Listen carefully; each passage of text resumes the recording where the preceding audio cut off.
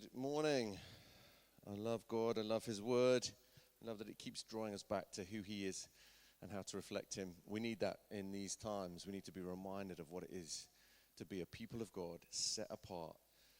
We're not going to react the way the world reacts. We're going to react in the presence and power of God. And God's fire is burning in us for His ways, His purposes. Hold tight to God.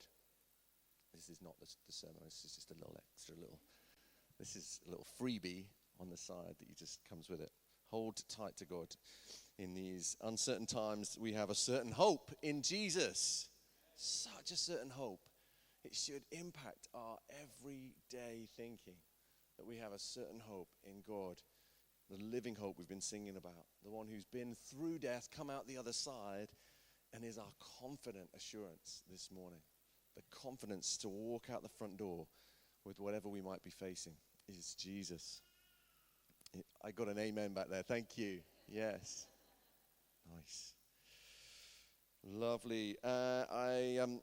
If this is your first time or you're just dropping in, we're in this series, Kingdom Living, looking at the Ten Commandments, looking at how God shaped and framed a bunch of people who were to witness to who He was and sticking to some key principles.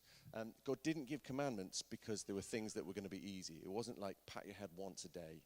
Like, you don't need to tell someone to do that. It's pretty easy. It's not complicated. But things like honor your father and mother, that's complex. That's complicated. For some of you, last week's challenge, do not murder, that's complicated. Do you know what I mean? It's not easy. If you need to talk to Hannah because you failed to keep that one from last week, then do. I missed it, so I have no idea how to not murder. So watch out. Watch out. This could get ugly this morning. You'll all be pleased to know that I missed it, as you've heard. We've probably said it too many times, but I missed it because I was honoring my father and mother by leaving 4 kids with them for a week. That's how it works, isn't it? Jokes aside, though, I feel slightly uncomfortable. I always do, preaching anyway, but more so because parental relationships are complex. Honoring your father and mother is complex. I've got a pretty straightforward parents. Some of them are actually listening to me right now in this room, in-laws wise. So I have to be really careful about what I say. And they're great. Most of the time. But they have their off days. No, that's not what today's about. I'm in a certain stage where actually my parents at the moment are still holding me together. I'm still at that stage of life. It's not like I have to go out of my way to make life easier for them, or I'm not facing some of the challenges that lots of you will face. I'm aware that I'm speaking to a room where there's huge levels of difference and complexity, but God is big enough for that, and He's aware of it. He is well aware of it. I'm surprised we're speaking on this week rather than last week. Father's Day. I don't know how we got that scheduling all wrong, but maybe someone needed to hear last week about not murdering, so maybe we saved a life somehow. Anyway, last week, if you're not familiar with the school system, your kids aren't in that stage and age or whatever, but we normally at the moment, our kids, when it comes to public holidays, Mother's Days, all that kind of stuff, they'll come home with like a little, they're like wooden plaques now, wooden plaques of best dad ever, Father's Day hero, kind of stuff like that. And Amy brought me one of those home this week that she'd made at school. And then Ezra, whose birthday it is today, he brought one home that he'd done at school, and it said, "Happy Brother's Day, Ben." He just decided that he wasn't going to write one for his dad, that he was just going to be, it was going to be about Ben. And that's a light-hearted perspective on the breakdown of family connections, but obviously it starts when they're young, and this subject is loaded. For those of you who have very straightforward relationships with your mum and dad, we're going to have a much shorter sermon afterwards in the drum booth. I think but for most of us, this is complex. The relationships between parents and kids are loaded with hopes and pressures, attachments, abuses, grief. Some of us here may wish we'd never shared a moment with our parents. Some will be wishing we could have just one moment with them again. Some of us will be teenagers finding parents restrictive and stressy. Some of us will be adults finding parents now restricted and frail. It's complex. It's complicated. In his 2005 song, Sometimes You Can't Make It on Your Own, Bono sings the line about the relationship with his father. I don't need to hear you say that if we weren't so alike, I'd like you a whole lot more. More recently, Noah Khan sings, I thought that if I piled some good on all my bad, I could cancel out the darkness I inherited from Dad. There's pop songs are full of that kind of stuff, full of some of these reflections on parental relationships. A parent and child relationship has so much potential in the kingdom of God, so much that should be rich and life-giving. Sacrifice, surrender, love and learning, safety and strengthening, all these things that would be nourishing. And all of this remembering that actually we're made in the image of God, who is Father and Son. One of the reasons this is so important is because it goes right back to the Trinity. Who God is in this parenting relationship. It's a powerful one to think, but it is complex.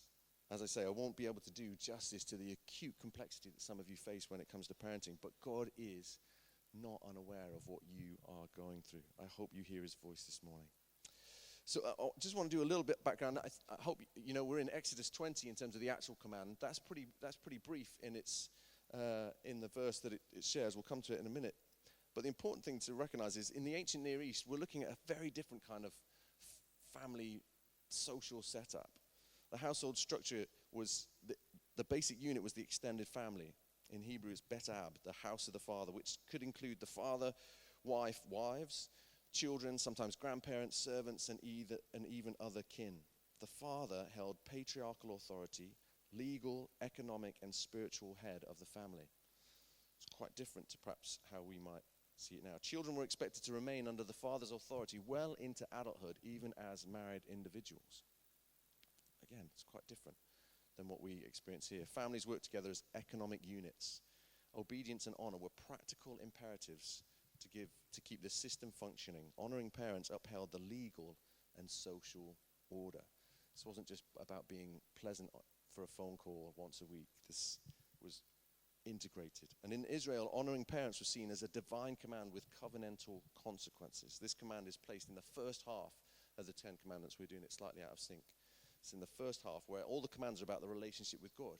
And then we squeeze this, suggesting that honoring parents is part of honoring God. Parents were seen as God's representatives in nurturing, teaching Torah, and passing down covenant identity.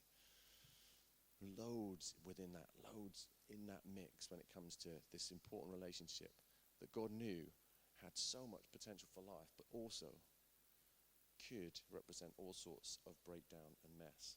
We'd already seen it by the time we get to Exodus. Messy, broken families. God is not surprised by that. So the actual verse in Exodus 20, verse 12 says, honor your father and your mother so that you may live long in the land your Lord God is giving you. Part of the complexity of this is that this is all about the legal system. It's all about inheritance. There's all of that wrapped up in a way that perhaps we wouldn't appreciate.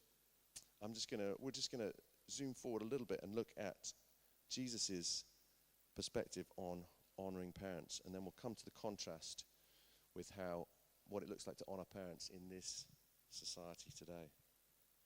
So Jesus upholds the commandment and expects it to be kept. He affirms this message. In Mark 7:10-13, it says this. For Moses said, this is Jesus speaking, honor your father and mother, and anyone who curses their father or mother is to be put to death.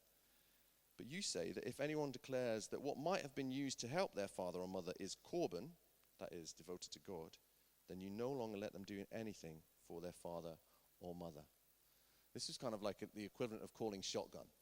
Like, I'm Bagsy in the front seat. Like, just shouting korban was to say, actually, that you're expecting me to do to honor my father and mother, I'm too busy in the temple, or this has been set apart for God's glory, so I can't sell my field to look after my aging parents, kind of thing. There was a way of spiritualizing neglect of parents from the Pharisees early on. And Jesus said, no. Honoring includes practical care, not religious excuses. So there's provision in that. Affirmation, provision. But Jesus also speaks about priority, interestingly. Honor is important, but loyalty to God's kingdom comes first. In Matthew 10:37, Jesus says, anyone who loves father or mother more than me is not worthy of me.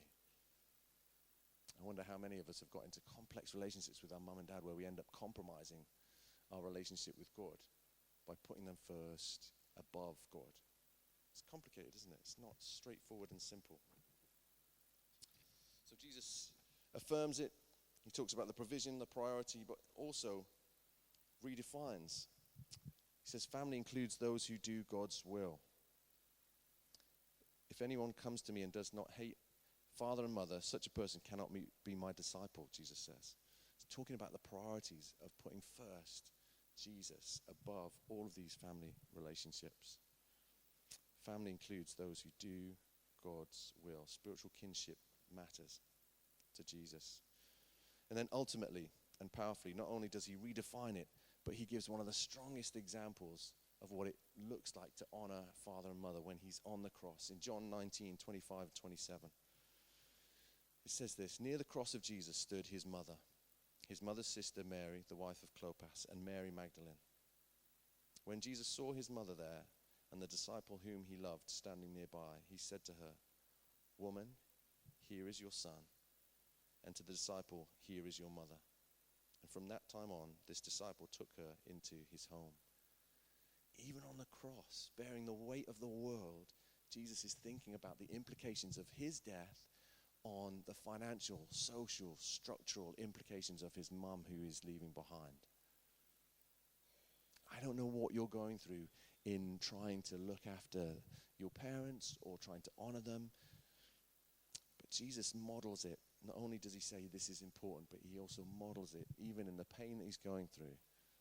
There's these words from the cross that are sticking to Exodus 20, honoring your father and mother.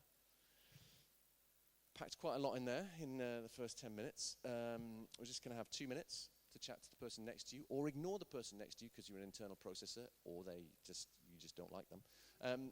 2 minutes just to have a little think about some of the things we've said, ask each other some questions, reflect on it so far, and then we'll pile into a little bit more looking at the difference between the ancient Near East and modern day social structures. Go.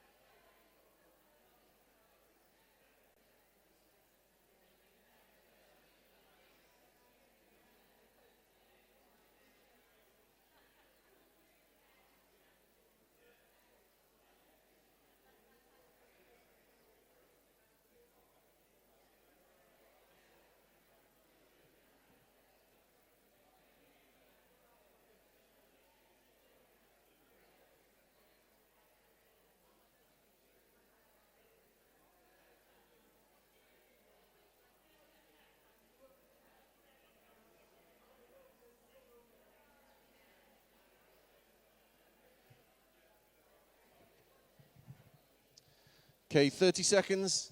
If it's all been one-sided so far, you might want to switch it up.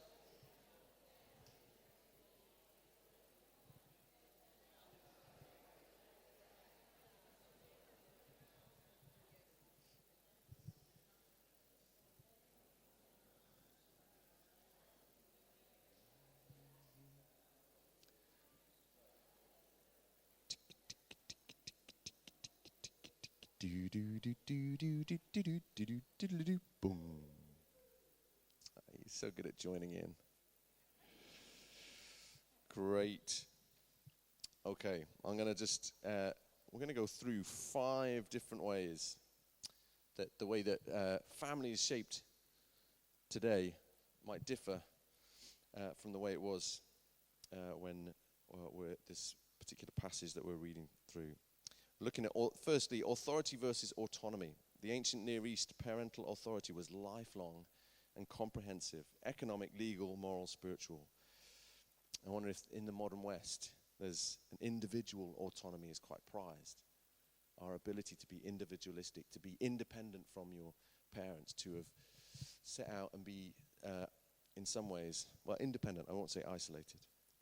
Authority figures are often questioned or relativized. In the ancient Near East, children were expected to submit even in adulthood. In modern West, adult children often make independent choices without parental input. So there's this authority, autonomy dynamic that's different. Honor in the ancient Near East was not conditional on parents' behavior or likability. It was a duty tied to social and theological order. In contrast, Western culture often bases honor on feelings or merit. That can be quite challenging. Number 2, interdependence versus individualism. Back in the day, families functioned as units of production, as we've discussed, and survival. Everyone had a role. In the modern West, families are often dispersed. Economic and social independence is seen as success, and aging parents may be placed in care homes or feel culturally sidelined. Implication of which is, in the Bible, honor often meant material provision and emotional presence. In the West, honor is often abstracted, a card on Mother's Day, not day-to-day commitment. Number 3, we've got multi-generational homes versus fragmented households. In the ancient Near East, several generations often lived under one roof. Who's up for that? I mean, it's happening now, to be fair. There are a lot of young people moving back in with parents. In the modern West, the nuclear family may live far apart, even in different countries.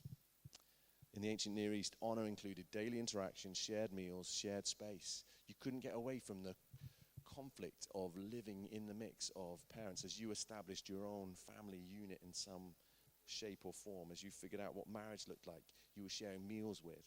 It was all there in your face. You couldn't escape it. We're currently living with, I don't know, how many? There's 12 of us in a 5-bedroom house at the moment. We're intermixed. You can't avoid areas of conflict or contrast or learning. There's something dynamic about that. Whereas in the modern West, honor might look like a phone call or sporadic visits. Relational proximity. There's something here about the relational proximity that perhaps we miss. Today, physical and emotional distance can make sustained honor harder. How we do that, what that looks like. Hopefully this is just sparking some thoughts as you reflect on what it looks like for you to honor your father and mother, for those of you who have them still around living or you're in contact with them.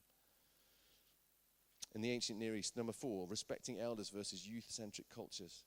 Older generations were repositories of wisdom and tradition. In the modern West, older people are often viewed as out of touch or burdensome.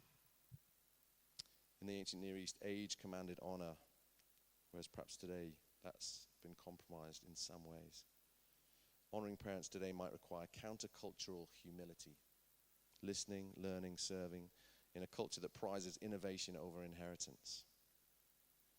And finally, number 5, family as identity versus family as choice.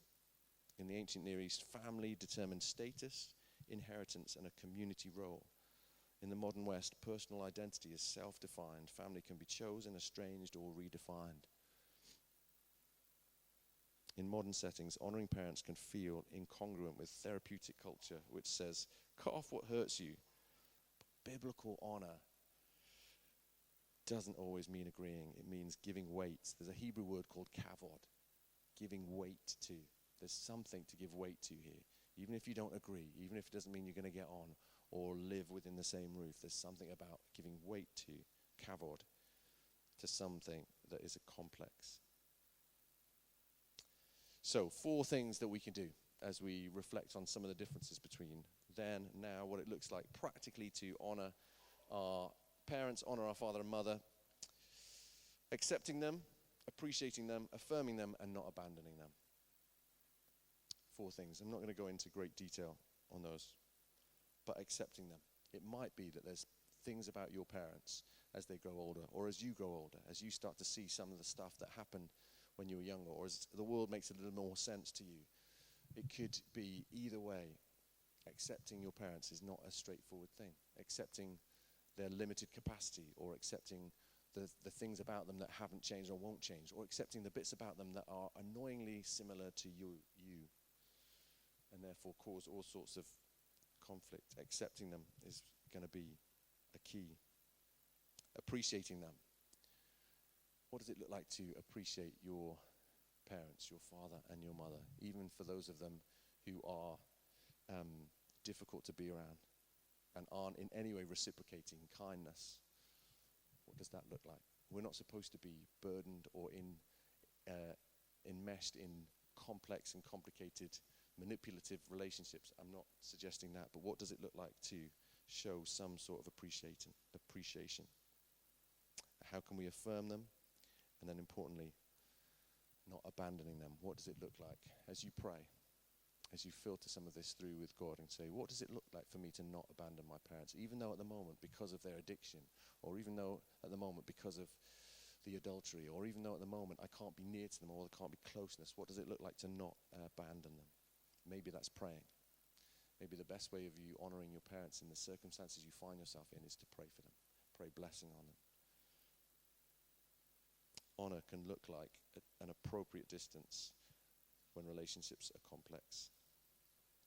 Just a quick word for those of you who, I was speaking to someone this week who had a painful relationship with their parents, and they weren't Christians. Their parents died, and then they became Christians, and now they're like, oh, now I'm seeing all sorts of ways that I could have, should have, maybe wanted to, but didn't have the capacity to.